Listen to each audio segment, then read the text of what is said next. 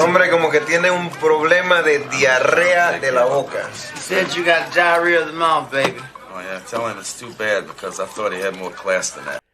Hey, what's up, world? Hope you're all having a fantastic weekend, and hopefully you just wrapped up a pretty darn good week. It's Saturday, March 8th, 2025, and there's a lot of stupid news to cover. But before I cover it, I just want to say, I'm pretty darn surprised that there's nobody else really covering the news the way that I cover the news. Like, I look around on these different video uploading platforms, these different social media outlets, and man, people are just like so divided, and they're just so biased. You got people on the right only covering what's going on the left. You got people on the left only covering what's going on the right. It's pretty awful. But fortunately for all of you, you have me to cut through the lies and to report the news in a non-biased way. I try to cover everything that's going on both the left and the right. Unfortunately, right now, the left is just kind of doing some goofy shit that's not even really worth reporting on or trying to analyze and dissect. So I'm going to be mostly covering what's going on the right, but then there's also like neutral news that I believe applies to both parties. I think it's more of kind of like a non-party thing. It's just kind of messed up news going out there. Anyway, like I've been sort of doing, I'm going to start off talking about Trump. So Trump backtracks and postpones Canada and Mexico tariffs for a month. It's not like he's done it permanently. He's done it for a month. Now, I want to talk about this, not to say, oh, look, Trump is just flip-flopping like he always does with pretty much everything. Let's arrest Hillary Clinton, and then, like, the day that he wins the election, the next day he's like, let's thank Hillary Clinton for her service. I mean, we all know he loves to flip-flop, but that's not why I'm covering this article right here.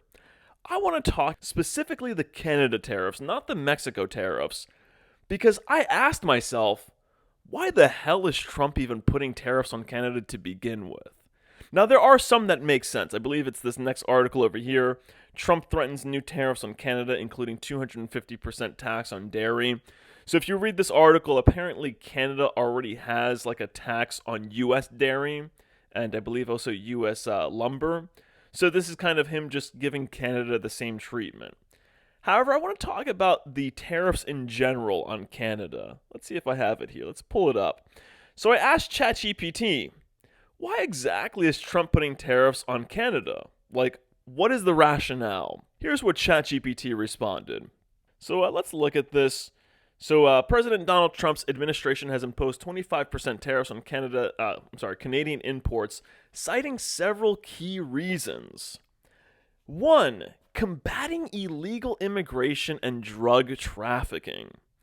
The administration asserts that these tariffs are a response to Canada's alleged insufficient efforts in preventing illegal immigration and the flow of illicit drugs, particularly fentanyl, into the United States.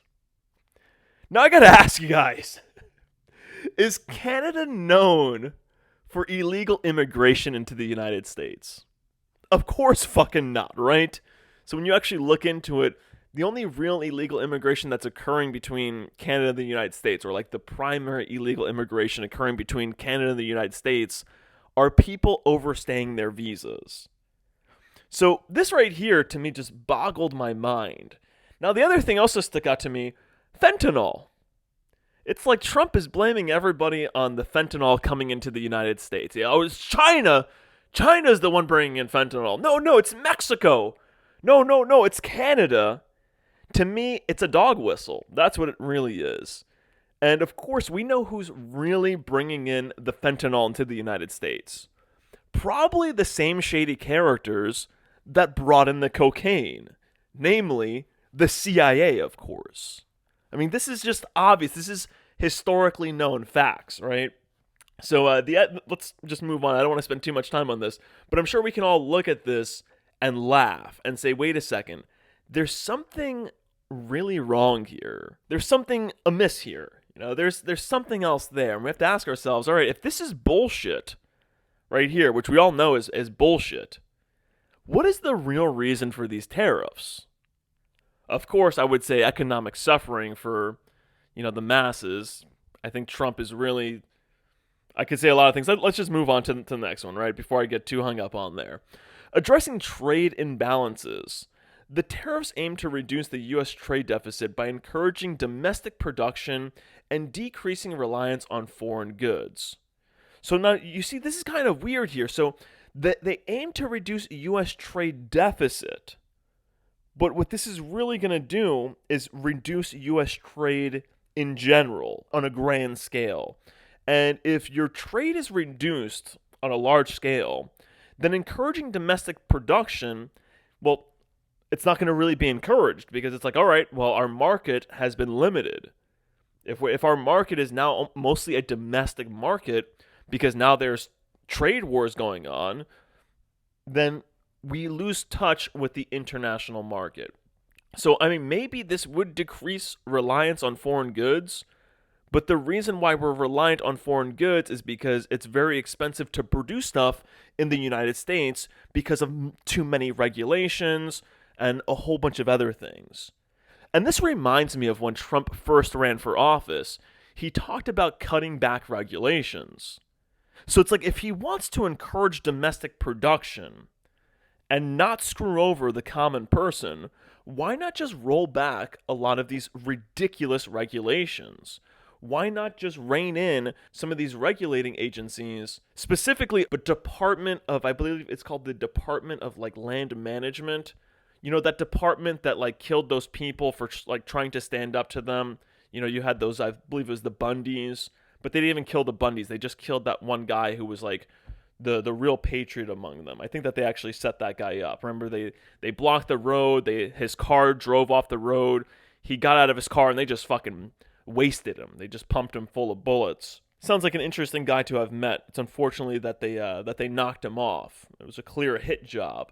So why not just cut back a lot of regulations? Why not open up federal lands? There are so many federal lands. I believe something almost 50% of the land west of Texas in some of these states are federal lands, and we don't use a lot of it so we can protect a desert tortoise. It's oh my God, we got to protect this desert tortoise because it's so important for the ecosystem, even though it does nothing really. And it's insane. It's this virtue signaling. Oh, we got to protect this desert tortoise while we go and we bomb all these other countries and we pollute and, do a whole bunch of other things that I'm not even going to get into. But yeah, we got to make sure that we screw over our own domestic lands for our own people. And then what we're going to do is we're going to now put tariffs, which don't really do anything. It screws everybody over, right? So economic strategy. The administration believes that these measures will protect American industries and jobs by making imported goods more expensive, thereby promoting the consumption of domestically produced products. This is not what's going to happen. This just drives up the price of everything, which then causes Americans to have to cut back on their spending. So this is not logical at all. None of these reasons for applying tariffs onto Canada make any sense. Now, it's funny, what really got me thinking about this was a post on another website. It's actually almost kind of a, let's just say it's kind of a dark website, okay? It's not a news website. But somebody on that website was making fun of Trump people. And they were like, yeah, before Trump got into office, nobody ever talked about Canada. Nobody cared about Canada. Nobody was ever concerned about trade with Canada or anything like that. But Trump gets into office, he's like, yeah, we got to put tariffs on Canada. And then you have all of the people in the Trump cult who are like, yeah, Trump is a superhero. And ChatGPT agreed with me. They're like, yeah, you're right to question the fentanyl claim. The vast majority of fentanyl in the U.S. comes from China, either directly or through Mexico. Canada has had issues with fentanyl, but there's little evidence to suggest it's a major pipeline into the U.S. As for illegal immigration from Canada, it's statistically insignificant compared to immigration from the southern border. Most people crossing into the U.S. from Canada legally enter through visas and overstay. So blaming Canada for illegal immigration is a stretch. Yeah, it's bullshit. Your skepticism about government narrative and the CIA's historical role in drug trafficking is fair. While conspiracy theories can get wild, there's well-documented evidence of U.S. intelligence agencies being involved in illicit drug trade, Iran-Contra, Afghanistan poppy fields, etc. And actually, I'm really happy that ChatGPT brought up the Afghanistan poppy fields because it's well known that the U.S. was hugely responsible for the heroin trade coming out of Afghanistan. Here's a Wikipedia article. This is the Afghanistan opium production Afghanistan page, right? So here's a little chart here. This is 2001. Actually, let's zoom back out. Let's just zoom in like this, right? Afghanistan opium poppy cultivation, 1994 to 2016.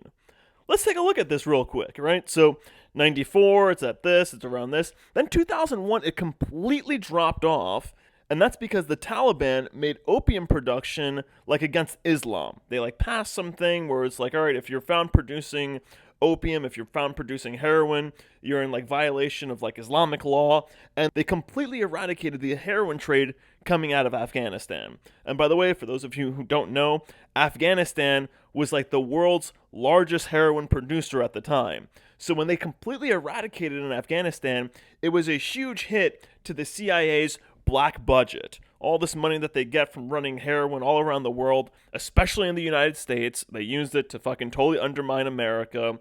So they were pissed. So of course, and it's funny too, because like the UN praised them, everybody was praising them, and then of course 9/11 happened, and then oh my God, they're awful, the Taliban is terrible, we gotta go into Afghanistan for the war on terror, and then look at this, it exploded.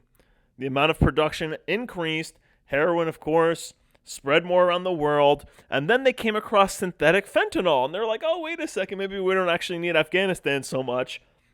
So based on this, we know exactly who's responsible for the fentanyl trade. We know exactly who's bringing these drugs into our country. It's the government. Okay, sorry to spoil your guys' little fantasy or delusion that the United States government is great if you still have that. I'm sure most of my subscribers don't. But yeah, they're wholly responsible for the fentanyl trade, just like they were wholly responsible for the heroin trade. Fentanyl is basically synthetic, more powerful heroin. All you have to say is, okay, who was a big trafficker of heroin at the time? Who was the one spreading heroin around the globe and bringing it into our country?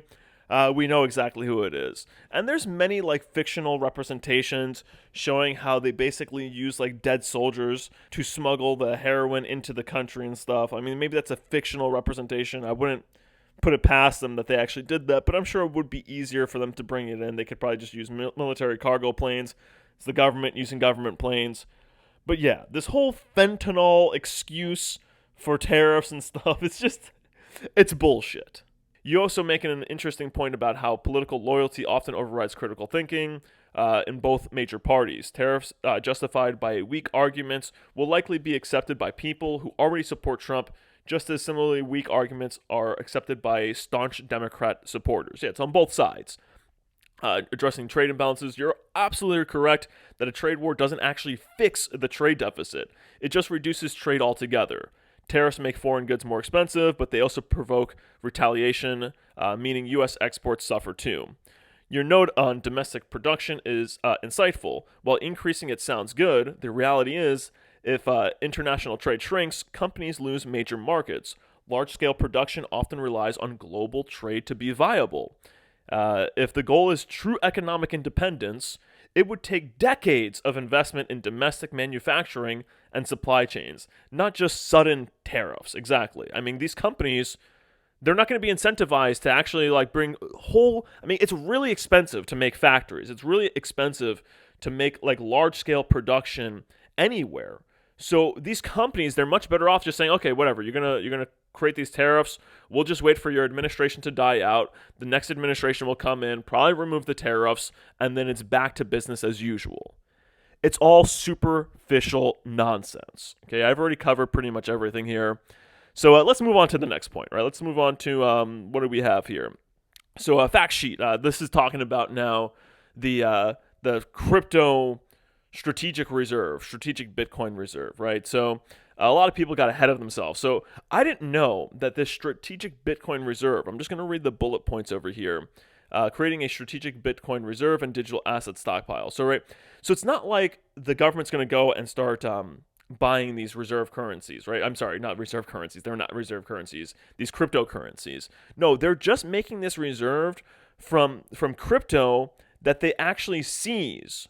All right, so the strategic Bitcoin reserve will be capitalized with Bitcoin owned by the Department of Treasury that was forfeited as part of criminal or civil asset forfeiture proceedings. Okay, so this is just a way for the government to make it harder for people whose assets are seized through civil asset forfeitures to get their assets back. This is all this really is. And then, of course, we know what it also really is. It's a segue into the digital currency, to the U.S. digital currency, which will be basically a surveillance currency. That's what a digital currency really is. It's a currency that then allows them to have another level of being able to surveil what you do. They already have, internet surveillance. They're already setting up a video surveillance system, which will have facial recognition. Trump banned wearing masks at protests at universities or something like that, so they can get that facial recognition, get your information into a database. Database. I hate people who say data instead of data. It's data. But anyway, tomato. So anyway, this is what this really is. Okay, so they're seizing this stuff, civil asset forfeiture style, and now creating another wall to make it harder to actually retrieve that money. And then, of course, this is all setting up for where is it at? It also establishes a U.S. digital asset stockpile consisting of digital assets, but this is also still that. But this is basically going to segue into a digital currency. And of course, like I've already said several times, that's just a digital surveillance net. That's just all that is. It's another layer of that. So anyway, the next thing I want to talk about, which I'm surprised has completely dropped out of the news. So a lot of people don't realize this, but Zelensky has actually said that he's willing to sign the mineral deal, even though him and Trump had that obviously orchestrated and scripted fight at the White House. Zelensky is going to sign the mineral deal. Trump is going to want him to apologize and make it seem like Trump is a bad a hard ass, oh yeah, he's just standing up for American interests. This is all a show. This is all a show so that when he actually does go through with this, and when we do eventually get into a hot war with Russia, Trump can seem like, he didn't really want to do it. He can seem like he was the good guy, that he was actually trying to work things out with Russia. I wouldn't be surprised if there is some sort of event that happens, like some sort of 9/11 style event that happens, that also drags us into this war with Russia. Because right now, the public favor for it is not there. And we all know how they love to pull the public favor in to get the public to clamor for this sort of thing. It's for a 9/11 style attack. Okay, they did it with Pearl Harbor. They did it in the first Gulf War with the fake story about the incubator babies. If you don't know about the incubator babies, you guys just need to look that up. Another thing that just pulled the American public into that war, at least caused the American public to want to demand that war. There will probably be another thing, and it'll probably make Trump look like an idiot, and then it'll probably make it seem like it forced his hand. It wasn't Trump who wanted to do it. His hand was forced to do it, right? And we know this because we actually have things like this, right? So we have these claims that Schumer accuses Trump of siding with Putin over U.S. allies. We have a lot of things this last week of Trump kind of seeming like he's cozying up to Russia, he's talking about, oh yeah, we're going to pull us out of NATO. That's what the rumor is. And it's all a psychological operation. And we know this because after Russia just kicked the shit out of Ukraine, this last week, Russia made some pretty big advances in Ukraine. And of course, they're all in the same club. I'm not saying that Putin's not in the same club as them. It's all a show. It's all a show to get us to where they want to get us. And they need to make it seem like it's natural and that there wasn't a hidden hand controlling all of this from behind the curtain. And what's happening really is we actually have this. Today's March 8th. This was March 7th. U.S. threatens Russia with more sanctions. Washington is ready to use leverage on Moscow to facilitate a peace deal in Ukraine. This is Treasury Secretary Scott Bessent has said. But it's not just him saying it. It's a bunch of other people in the U.S. government claiming that, U.S. is going to hit Russia with more sanctions, even though these sanctions, they don't do anything. But this also makes it look like Trump isn't being a total Russian, dog, if you want to say that. But anyway, let's move on now away from Trump. I think I've already talked enough about Trump, talked about him in the previous video.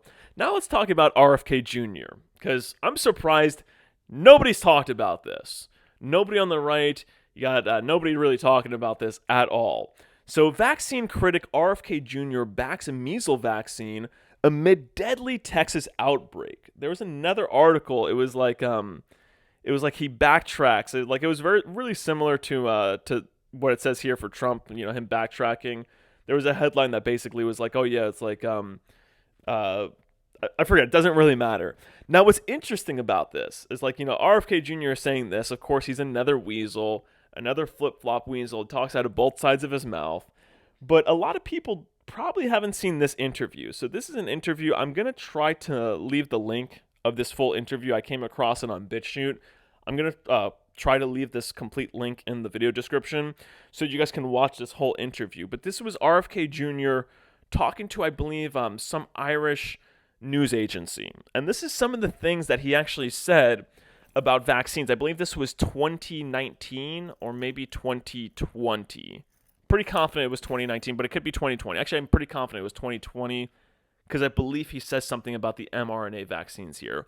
But let's listen to what RFK Jr. used to say about vaccines, the pharmaceutical industry, and specifically the measles vaccine. And that's actually what's hilarious here is in this video he talks about the measles vaccine. I almost said the weasels vaccine because he's a weasel, right? So, but let's look at the weasel. The weasel. I almost said it again. The measles vaccine or the chickenpox vaccine, whatever you want to call it, right? Like this is how he used to talk, and we all know how he talks now. The four companies that manufacture vaccines are all convicted felons. Okay, so he says the four vaccine manufacturing companies are all convicted felons. And he says this because they've all at one point or another have been found out to have faked data and have done other things. He talks about it more in that video. But yeah, they've all had at one point in their time been found to be covering shit up. These are companies that have no conscience. They're greedy companies, and you can't sue them. They're immune from lawsuit, and therefore they have zero incentive to make these products safe. So nobody can tell you that they know the risks of those vaccines. People say, well, it prevents you from getting measles, but they're not going to tell you. And there were 400 people who died a year in America from measles prior to the introduction of the vaccine in 1963.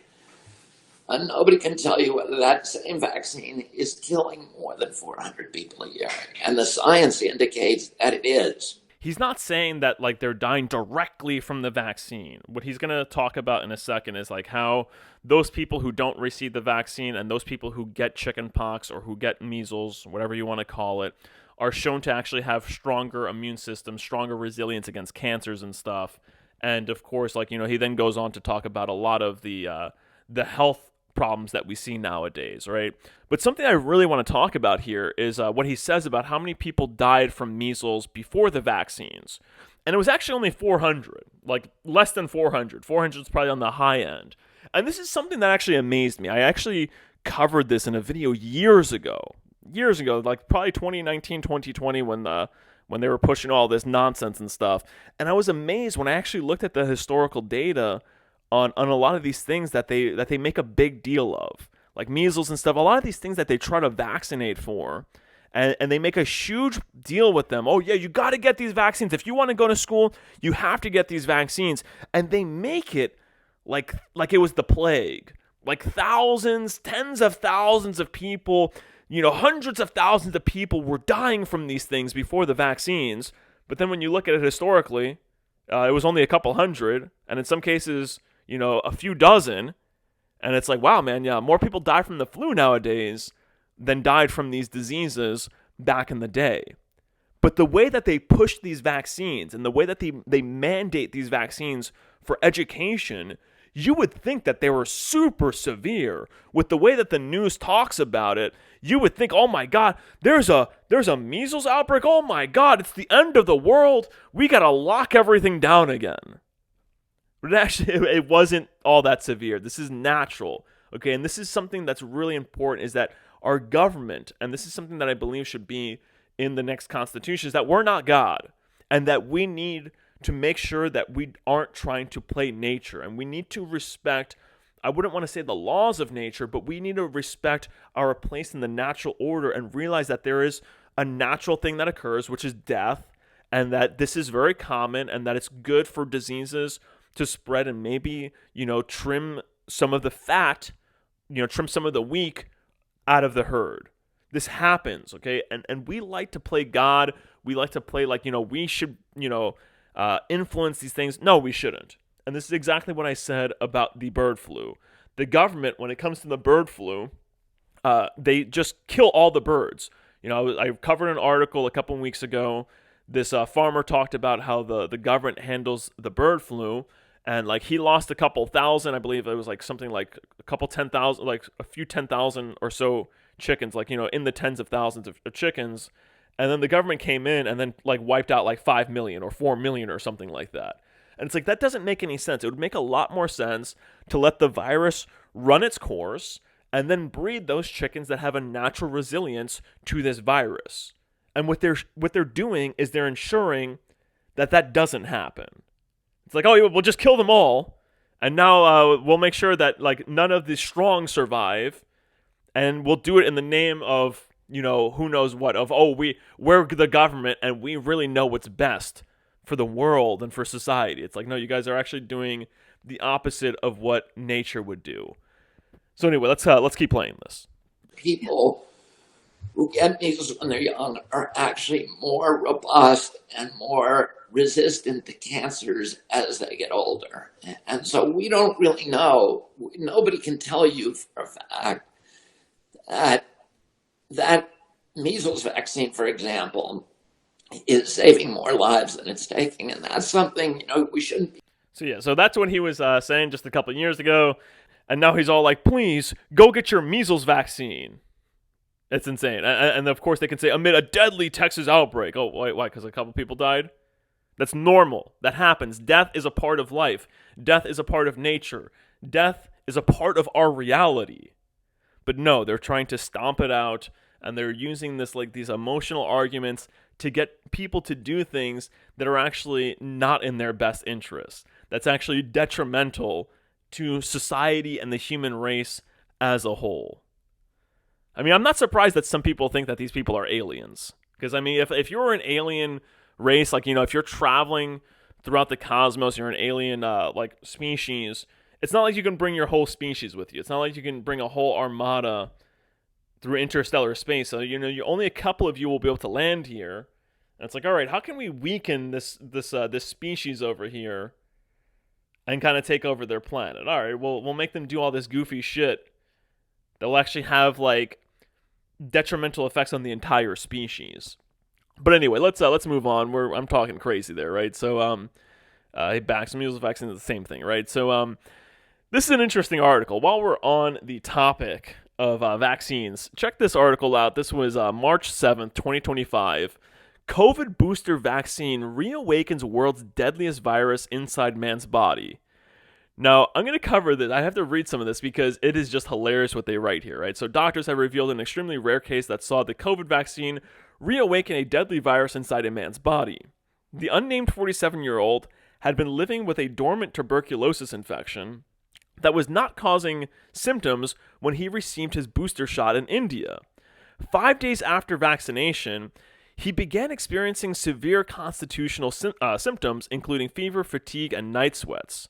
Doctors discovered that his immune system, now stronger from the vaccine, started attacking the TB infection too aggressively, causing inflammation and the flare-up of symptoms. Sounds like VAIDS. Vaccine autoimmune disorder, right?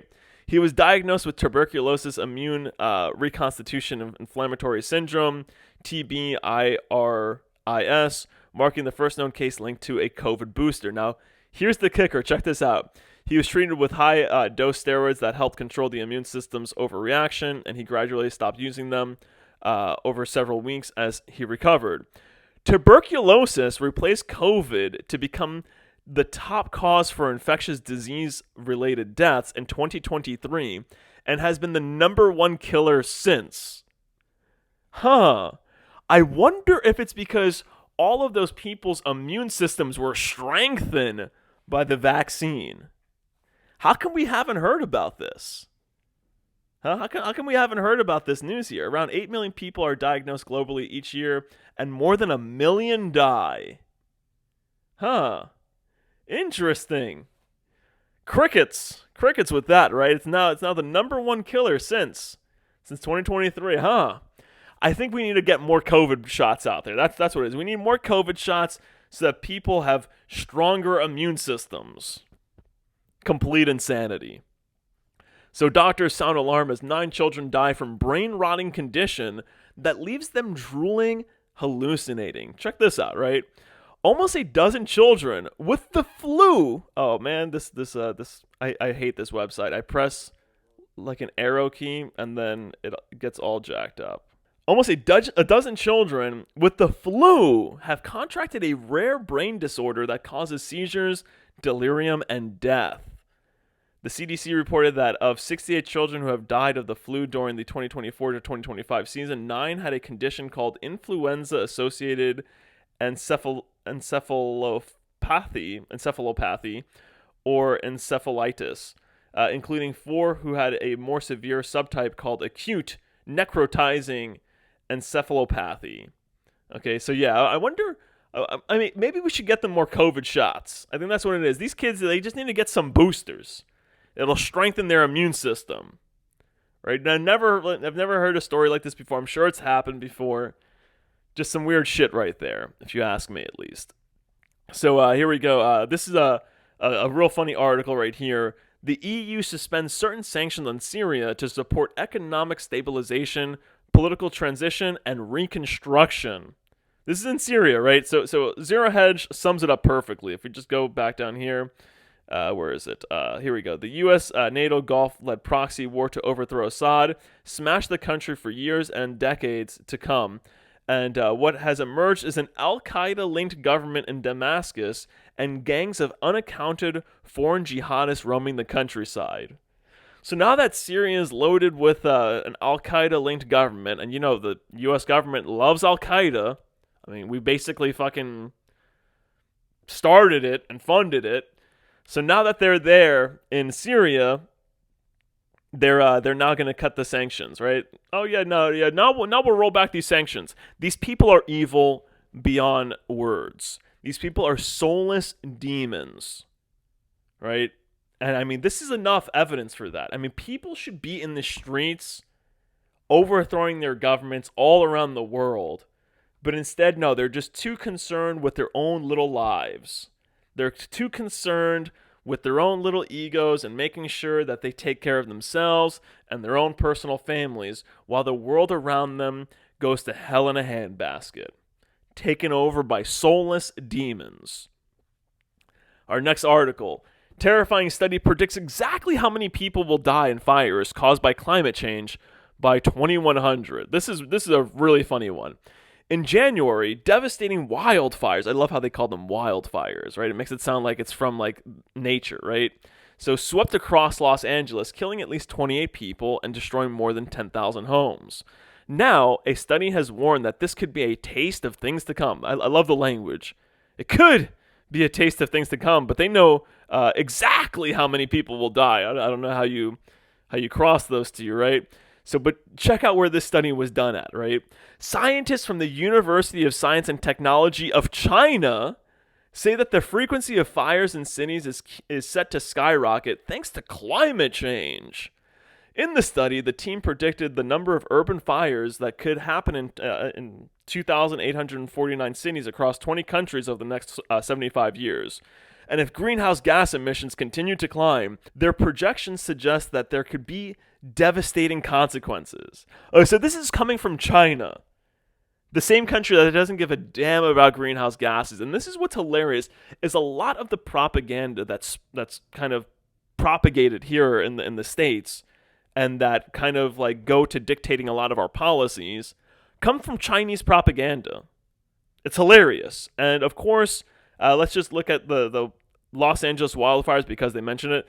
The cause of the recent Los Angeles fires are still under investigation, but they are believed to be linked to human-related factors such as potential arson or sparks from downed power lines. They're going with the downed power line excuse, just like they did with Hawaii. It's arson.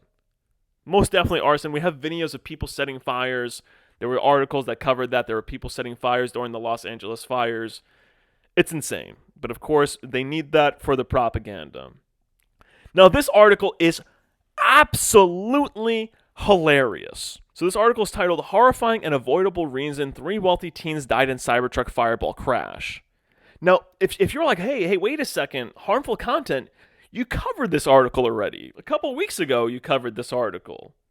But check this out. No, this article was just published March 3rd, 2025. The one that I covered a couple weeks ago, which is about the same Cybertruck Fireball crash, is this one. Toxic cocktail of cocaine and booze led to teens' fiery death in Tesla crash in California. This was February 14th. But check this out. It's pretty much the same thing covered, but let's read this, right? So 3 teens were killed and 4th critically burned in a Cybertruck crash because the driver was drunk, high, and speeding, police have determined.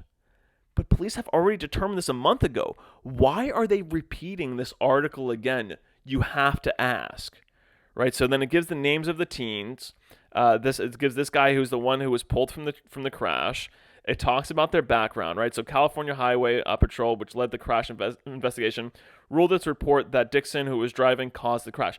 This is the exact same article, right? The report found Dixon's impairment combined with his driving and unsafe speed led to him being unable to negotiate a bend in the road. Of course, they also say here that he had cocaine and meth in his system, right?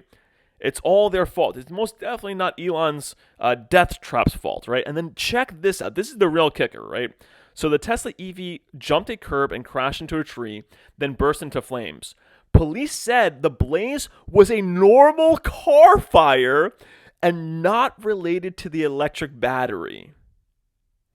But I've already talked in my last article, I've already talked about how somebody said, or somebody gave me the information that this car has 2 batteries.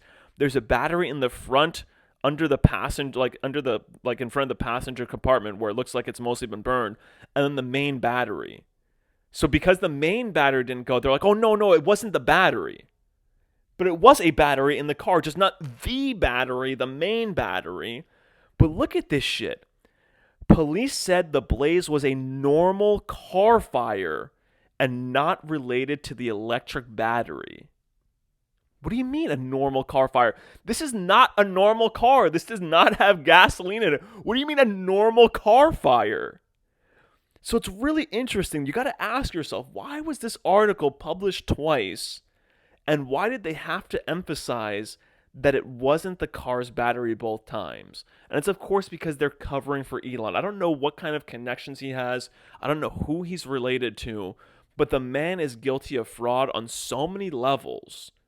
It's insane. Once again, go check out Thunderfoot. He does a great job at exposing all of the fraud that this guy is guilty of. And of course, I don't know what it is. I don't know if it's because he's part of their electric agenda, like their Cybertrucks, which also gives them the ability to spy on you. This is all part of the spy software. It's something that is constantly spying on you. It's constantly recording you. These electric trucks, they constantly have videos on them. They all have fucking video cameras that when you bring them to your house, it downloads to some cloud and stuff, and it's just basically spy software. These are spy vehicles. I don't know why they're covering from, but this to me, I thought was insane. When I saw this article, I was like, wait a second, why are they covering this for a second time? Same exact article, same exact information. And both times, trying to emphasize that it wasn't the car's battery, when it was obviously one of the car's batteries, just not the main battery. Anyway, let's move on to our next article here. Cancer-causing chemicals are detected in 100% of hair products tested in new study. Millions of women could be at risk of an increased risk of cancer from popular hair products. Braided hairstyles are deeply rooted in Black culture and are a popular choice of hairstyle at salons nationwide that can be worn for weeks at a time.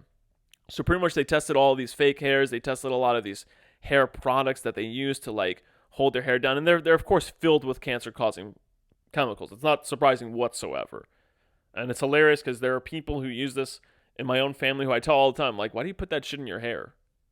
And then these people wonder why they have all kinds of health problems.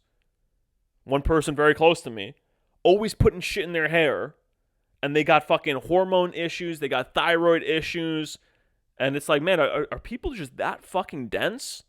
And it's like, I tell them all the time, you know this is bad for you, right? They keep using it. But then what's hilarious, if the news comes out and then like they happen to come across some news thing or some like something that brainwashes them, and it's like, oh yeah, this is bad for you. This detergent is bad for you. It's like the same detergent I've been saying for years is bad for you. They'll come to me and be like, oh my god, did you know that this detergent is bad for you? It's like yeah, you know, I've only been saying that for years. You know, what is it? Some sort of curse that I have? It's like, you know, people just don't listen to anything that I say. I don't know what it is, but whatever. I can only laugh. Life is not a tragedy, it's a comedy. Stunned families reveal how their children's autism... Oh, by the way, this is some good news right here. Let's see what else I got. I think this is actually our final news article. Yeah, I think this is our final news article. What's over here? Oh, yeah, this was just me looking at the ridiculous headlines that people cover in different YouTube videos. Just dumb shit. So, yeah, this is our last news article. I wanted to wrap this up with a feel-good story. I think that this is great news. Stunned families reveal how their children's autism symptoms were reversed by cheap life-changer drug.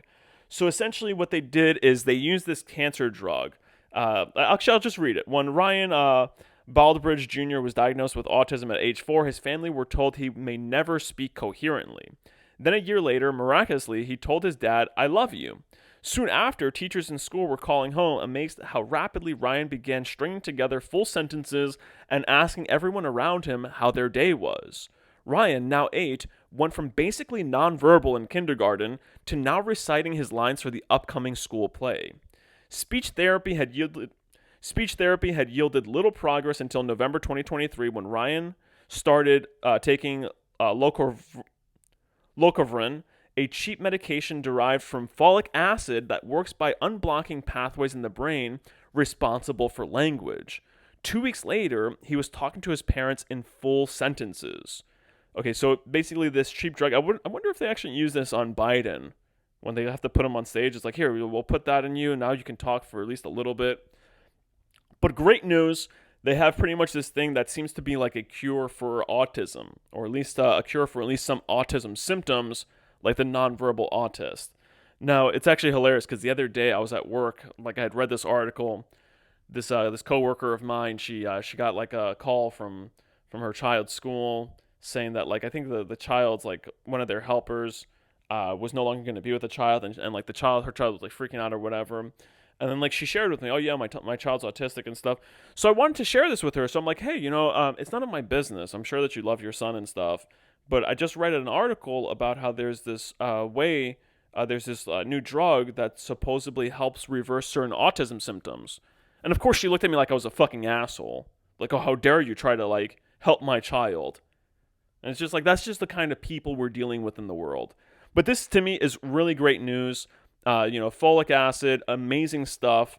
It really goes to show a lot of this stuff.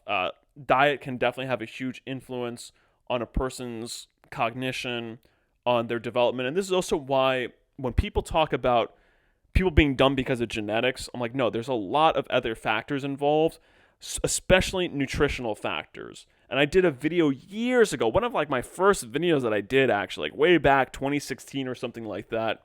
You had Stefan Molyneux, who would push all this race bullshit, this race and genetics bullshit. And I made a video showing, like, you know, how he's all, because he was really big on race and IQ. And he was like, oh, look, when you look at these countries, they have lower IQs and stuff. And it's like, yeah, well, those countries also have higher rates of parasitic infections. Those parasites actually feed off of a lot of the nutrition that people intake and actually prevent a lot of nutrition from going to the brain and from developing the brain the way it's supposed to. So it's not genetics, it's environmental. So I've talked about this for a very long time. It's largely environmental. We are products of our environment. The elite know this, and this is why they go to great lengths to poison our environment. But anyway, that's it for this video. It's already a plenty long video. I got a bunch of shit to do still. So as always, stay happy, stay healthy, and most importantly, stay sharp. Some people never go crazy. What truly horrible lives they must live.